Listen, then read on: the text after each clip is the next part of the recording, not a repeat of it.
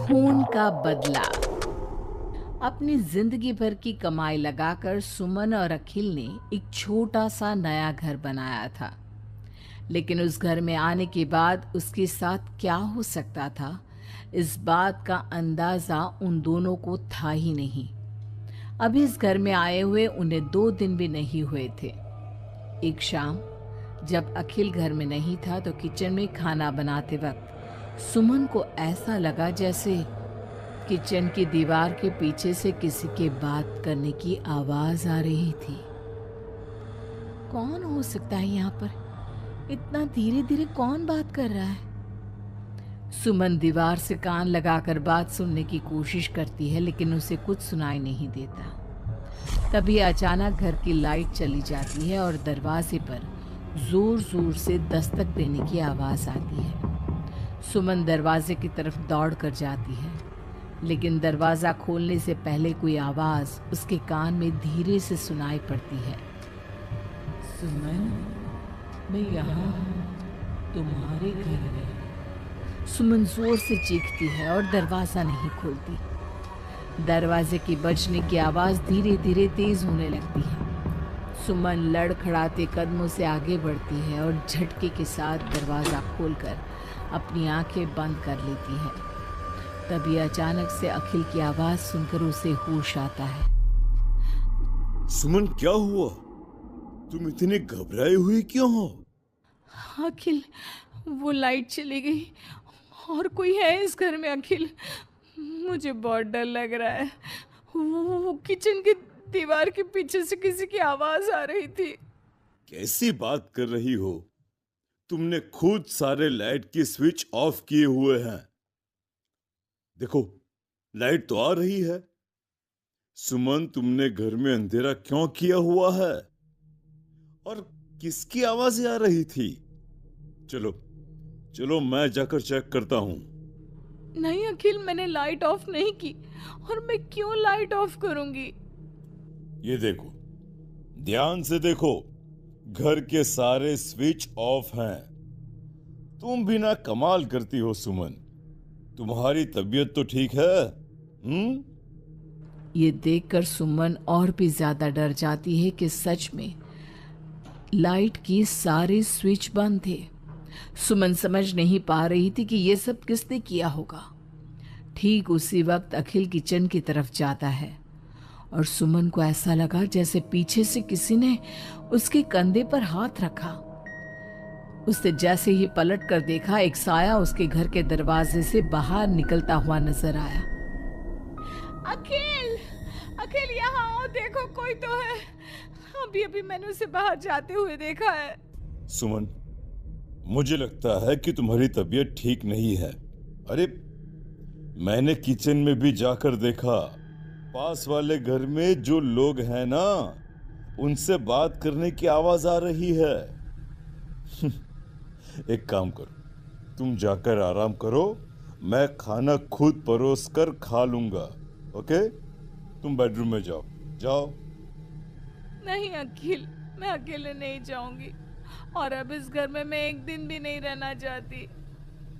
थोड़ी देर के बाद सुमन और अखिल दोनों ही बेडरूम में जाकर सो जाते हैं। डर की वजह से सुमन को नींद नहीं आ रही थी, लेकिन फिर वो गहरी नींद में सो जाती है और सुबह जब सोकर उठती है तो उसने देखा कि अखिल ऑफिस के लिए तैयार हो गया था। अखिल, आप कहाँ जा रहे हैं? मुझे इस घर में अकेला छोड़कर आप कहीं नहीं जा सकते। देखो सुमन, मेरा ऑफिस जाना बहुत जरूरी है। कल तुम ऐसे ही डर गई थी। अब परेशान मत हो, और मैं ब्रेकफास्ट बाहर कर लूंगा। ओके? जब तुम्हारी तबीयत ठीक लगे तो तुम खाना बनाकर खा लेना। और हाँ, अगर तुम कहो तो मैं तुम्हारे लिए बाहर से खाना भिजवा दूं। नहीं अखिल, उसकी कोई ज़रूरत नहीं है। मैं अपने लिए खाना बना लूँगी, लेकिन मुझे डर लग रहा है। डरने की कोई बात नहीं है। अभी मैं चलता हूँ। तुम अपना ख्याल रखना। चलो। Good bye. अखिल के जाने के बाद सुमन बाथरूम में नहाने के लिए चली जाती है और शावर ऑन करती है। नहाते नहाते सुमन को एहसास होता है कि शावर से पानी की जगह खून गिर रहा था। उसने घबराकर सामने लगे मिरर में देखा और ये देखकर उसके पैरों तले जमीन खिसक गई कि वो पूरी तरह सर से पैर तक खून में भीग चुकी थी। सुमन भागकर बाहर आती है। उसे अपने घर का पूरा फर्नीचर जला हुआ नजर आता है और उसके ठीक सामने खड़ी हुई थी एक औरत जिसने दुल्हन के कपड़े पहने हुए थे। उसके चेहरे पर लंबा सा घूंघट था और उसके शरीर से खून टपक रहा था। कौन हो तुम और क्या चाहती हो मुझसे? यहाँ क्यों आई हो तुम? मैं तुमसे तुम्हारा पति चाहती हूँ। मुझे अपना पति दे दो और मैं वापस चली जाऊंगी। लेकिन मेरा पति? अखिल, मेरा मतलब तुम्हें मेरा पति क्यों चाहिए? हमने क्या बिगाड़ा है तुम्हारा? तुमने नहीं, हर सुहागन औरत मेरी दुश्मन है और जब भी मेरी आंखों के सामने कोई औरत अपने पति के साथ नजर आती है तो मैं उसे जिंदा नहीं छोड़ती। लेकिन तुम ऐसा क्यों करती हो? और प्लीज मैं तुम्हारे आगे हाथ जोड़ती हूँ, तुम मुझे और अखिल को जाने दो। हम दोनों हमेशा के लिए ये घर छोड़कर चले जाएंगे। अब ऐसा नहीं हो सकता। एक बार जो इस जमीन के आसपास से गुजर जाता है उससे फिर हमेशा के लिए मेरे साथ इस जमीन के नीचे मेरी दुनिया में चलना पड़ता है। और तुमने इस जमीन के ऊपर अपना घर बनाकर अपनी दुनिया बसाने की कोशिश कर ली। अचानक से वो औरत सुमन को उसके बाल पकड़कर जमीन पर घसीटने लगती है। सुमन दर्द से जोर जोर से चीखती है लेकिन उसकी आवाज उसके घर की दीवारों के अंदर दब कर रह जाती है। अब बाकी दूसरी औरतों की तरह मैं तुम्हें भी इस घर की दीवारों के नीचे दफन कर दूंगी और तुम्हारे पति को हमेशा के लिए अपना पति बना लूंगी। जानती हो, मेरी भी शादी हुई थी लेकिन शादी के ठीक बाद मांग में सिंदूर भरकर मेरे पति ने गला घोट कर मेरी हत्या कर दी और इस जमीन के नीचे मुझे गाड़ दिया। बस तब से मेरी आत्मा यही भटक रही थी। मुझे भी सुहागन बनना है, मुझे भी पति चाहिए। छोड़ दो मुझे प्लीज, मुझे जाने दो। देखो तुम्हें पति चाहिए, तुम किसी और को अपना पति बना लो। मुझे और अखिल को जाने दो यहाँ से।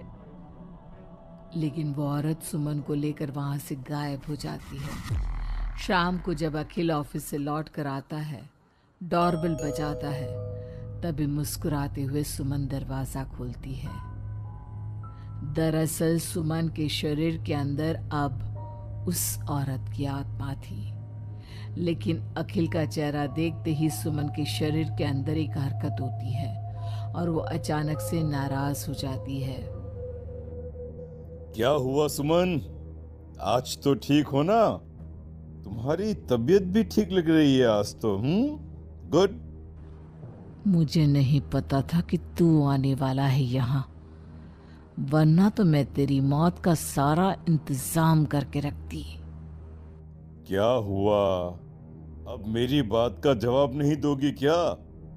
नाराज हो मुझसे किसी बात पर? हाँ?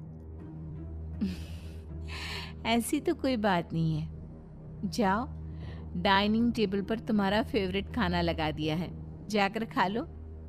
हाँ, खुशबू तो बहुत अच्छी आ रही है।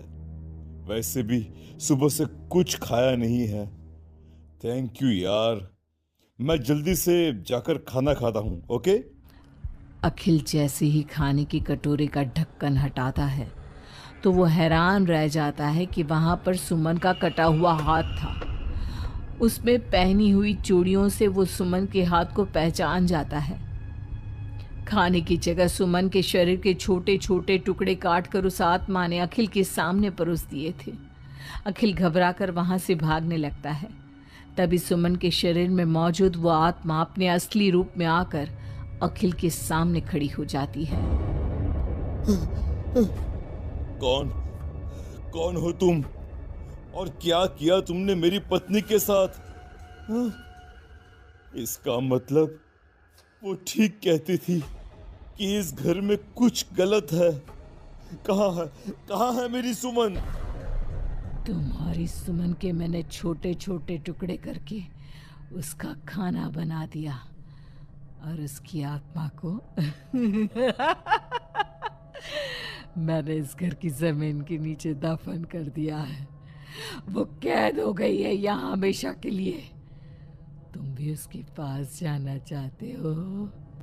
मगर क्यों क्यों किया तुमने ऐसा? क्या दुश्मनी थी तुम्हारी और मेरी पत्नी? पहले तो मैंने तेरी पत्नी को सिर्फ इसलिए मारा क्योंकि मैं तुझे अपना पति बनाना चाहती थी। मेरी आत्मा जो पूरे एक जन्म से किसी से शादी करने के लिए तड़प रही है, उसकी हसरत पूरी करना चाहती थी मैं। और इसलिए मैंने तेरी पत्नी का रूप लेकर तेरे साथ रहने के बारे में सोचा।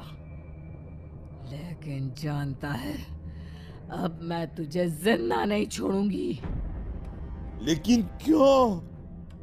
देखो तुमने सुमन के साथ जो भी किया, मुझे जाने दो। मुझे जाने दो यहाँ से, प्लीज। अखिल भागने लगता है, लेकिन घर का दरवाजा अब लॉक हो चुका था। अब तो भाग कर नहीं जा सकता। मेरे हाथ तेरे खून से रंगने के लिए बेचैन हो रहे हैं। मेरा गला सूख रहा है। अब उसकी प्यास तेरे खून से ही बुझेगी। अरे लेकिन क्यों? तुम्हारी आखिर मुझसे दुश्मनी क्या है? आत्मा अखिल की बात का कोई जवाब नहीं देती और अपने लंबे नाखून उसके गले में गड़ाकर उसके शरीर को खा जाती है और उसके बाद जोर से हंसते हुए कहती है,